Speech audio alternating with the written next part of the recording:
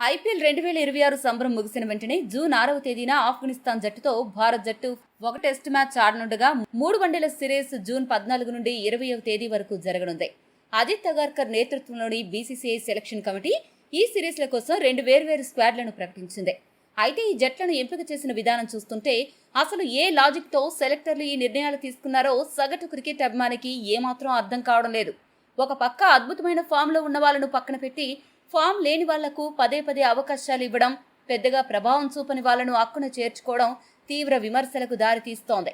ఆఫ్ఘనిస్తాన్తో జరగనున్న ఏకైక test match కోసం ఎంపిక చేసిన జట్టును ఒకసారి గమనిస్తే కెప్టెన్గా శుభ్మన్ గిల్ను ఎంపిక చేయగా వైస్ కెప్టెన్ బాధ్యతలను కేఎల్ రాహుల్కు కట్టబెట్టారు.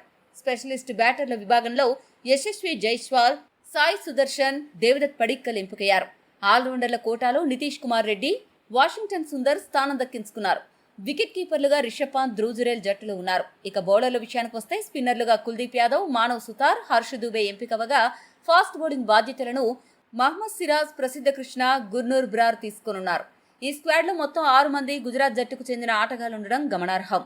ఇక ఆఫ్ఘనిస్తాన్తో జరగనున్న 3 వన్డేల సిరీస్ కోసం ఎంపిక చేసిన జట్టులో కూడా కెప్టెన్గా శుభ్మన్ గిల్ వ్యవహరించనుండగా వైస్ కెప్టెన్గా శ్రేయస్ అయ్యర్ ఎంపికయ్యాడు. స్పెషలిస్ట్ బ్యాటర్ల జాబితాలో రోహిత్ శర్మ, విరాట్ కోహ్లీ లాంటి సీనియర్లతో పాటు శ్రేయస్ అయ్యర్ ఉన్నారు. అయితే ఇక్కడ రోహిత్ శర్మ ఫిట్నెస్ సాధిస్తేనే బరిలోకి దిగుతాడు.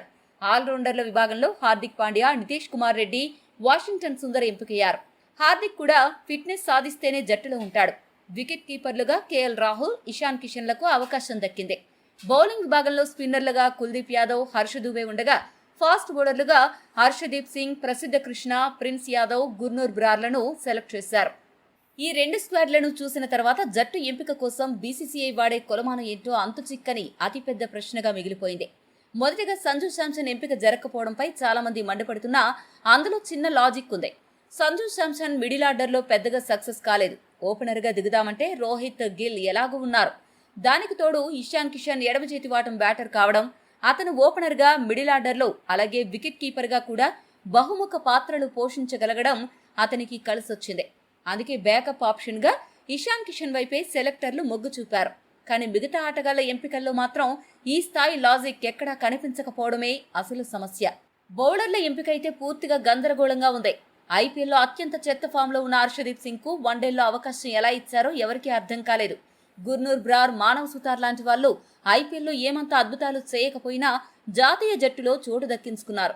అసలు బీసీసీఐ ఐపీఎల్ను ప్రాతిపదికగా తీసుకుంటుందా లేక దేశవాళీ క్రికెట్ను తీసుకుంటుందా అనే క్లారిటీ లేదు. రంజీ ట్రోఫీలో గత 2 సీజన్లలో వరుసగా 44, 55 వికెట్లు తీసి 12 సగటుతో భీకరమైన ఫామ్లో ఉన్న ఆకిబ్ నబీ లాంటి బెస్ట్ పేసర్ను కనీసం టెస్ట్లకు ఎందుకు తీసుకోలేదో అగార్కర్కే తెలియాలి. అలాగే అద్భుతమైన ఫామ్తో ఐపీఎల్లో అదరగొడుతూ బ్యాటర్లకు వణుకు పుట్టిస్తున్న భువనేశ్వర్ కుమార్ను వన్డేలకు ఎంపిక చేసుంటే బాగుండేది అనే అభిప్రాయం వ్యక్తమవుతోంది. పూర్తి ఫిట్నెస్ నిరూపించుకుని దేశవాళీ క్రికెట్లో దాదాపు 60 వికెట్లు పడగొట్టిన దిగ్గజ బౌలర్ మహ్మద్ షమీని వయసు కారణం చెప్పి పూర్తిగా విస్మరించారు. ఆస్ట్రేలియా జట్టు 36 ఏళ్ల స్టార్క్ను ఆడిస్తున్నప్పుడు మన వాళ్లకు షమీ ఎందుకు పనికిరాకుండా పోయాడో తెలియట్లేదు. ఐపీఎల్లో సత్తా చాటిన కార్తీక్ త్యాగిని సైతం పట్టించుకోకుండా అస్సలు ఫామ్లో లేని ప్రసిద్ధ కృష్ణకు పదే పదే ఎందుకు అవకాశాలు ఇస్తున్నారో తెలియదు. బ్యాటింగ్ విభాగంలో కూడా ఇదే పక్షపాతం కనిపిస్తోంది. సాయి సుదర్శన్ వరుసగా 3 టెస్ట్ సిరీస్లలో అట్టర్ ఫ్లాప్ అయినా అతన్ని ఐపీఎల్ ప్రాతిపదికన టెస్టుల్లో ఇంకా కొనసాగిస్తున్నారు. కానీ ఏళ్ల తరబడి దేశవాళీలో పరుగుల వరద పారించి ఎప్పుడెప్పుడు అవకాశం వస్తుందా అని కళ్ళు కాయలు కాచేలా ఎదురు చూస్తున్న అభిమన్యు ఈశ్వరన్కు మాత్రం అన్యాయం జరుగుతూనే ఉంది. అతనికి కనీసం ఒక్క మ్యాచ్లో కూడా తుది జట్టులో అవకాశం ఇవ్వకుండా బెంచ్కే పరిమితం చేశారు. ఇక అత్యంత విడ్డూరమైన విషయం ఏంటంటే భారత టెస్ట్ క్రికెట్లో అత్యుత్తమ ప్లేయర్గా అదరగొడుతున్న రిషబ్ పంత్ను కాదని కేవలం 30 సగటు ఉన్న కేఎల్ రాహుల్కు టెస్ట్ వైస్ కెప్టెన్సీ కట్టబెట్టడం కూడా చాలా మందిని ఆశ్చర్యపరిచింది. చివరిగా స్పిన్ ఆల్రౌండర్ల ఎంపికైతే మరింత వివాదాస్పదంగా మారింది. వైట్ బాల్ క్రికెట్లో బెస్ట్ స్పిన్ ఆల్రౌండర్గా ఉంటూ భారత్ గెలిచిన 3 ఐసీసీ ట్రోఫీల్లో అద్భుతంగా రాణించిన అక్షర్ పటేల్ను నిర్దాక్షిణ్యంగా పక్కన పెట్టారు. కనీసం ఐపీఎల్ ఫ్రాంచైజీలు కూడా బౌలింగ్ ఇవ్వడానికి నమ్మని వాషింగ్టన్ సుందర్కు పెద్దపీట వేశారు. దేశవాళీలో బాగా ఆడిన కుర్రాడు హర్ష దూబేకు అవకాశం ఇవ్వడాన్ని తప్పు పట్టలేం కానీ సుందర్, దూబేలకు అవకాశం ఇచ్చి అక్షర్ పటేల్ను అటు టెస్టుకు ఇటు వన్డేలకు ఏమాత్రం పరిగణలోకి తీసుకోకపోవడం ఏ రకంగా చూసినా న్యాయం కాదు. భవిష్యత్తును దృష్టిలో ఉంచుకుని అక్షర్ పటేల్ కు బదులు కుర్రాలను పరీక్షిస్తున్నామని అగార్కర్ చెబుతున్నా ఇష్టారాజ్యంగా ప్రయోగాలు చేయడం ఏమంత సహేతుకంగా లేదు అనే అభిప్రాయం వ్యక్తమవుతోంది. ఈ పరిస్థితుల్లో ఈ స్క్వాడ్స్ ఎలా ఉన్నాయి, ఎవరికి అవకాశం దక్కి ఉంటే బాగుండేదో కామెంట్ చేయండి.